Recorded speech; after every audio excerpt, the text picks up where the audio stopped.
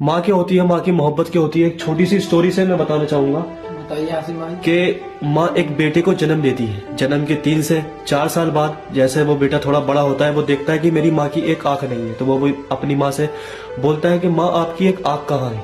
तो माँ बोलती है कि बेटा ये मेरी आंख बचपन से ही नहीं है। कुछ साल बाद वो थोड़ा और बड़ा होता है, तो वो देखता है और बोलता है कि माँ आप कितनी बदसूरत दिखती हो इस आंख की वजह से।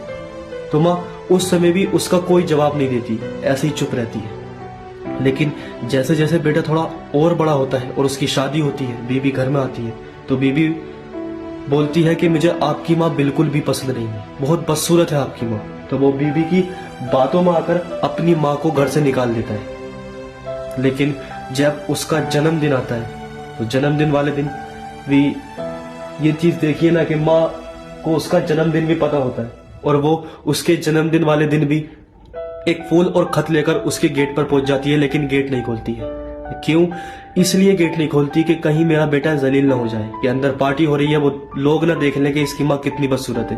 तो वो फूल और खत को गेट पर छोड़कर चली जाती है। लेकिन जैसे ही वो खत उस बेटे को मिलता है, तो वो उसमें कुछ यूं लिखा होता है कि बेटा तुझे पता है, तू बचपन में पूछा करता था कि माँ आपकी एक आंख कहाँ है, एक आंख कहाँ है।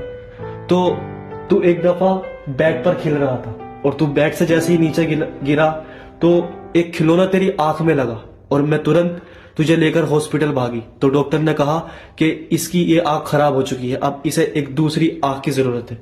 तो मैंने बिना कुछ सोचे अपनी आंख तुझे दे दी, और तू मुझे बदसूरत बोलता था।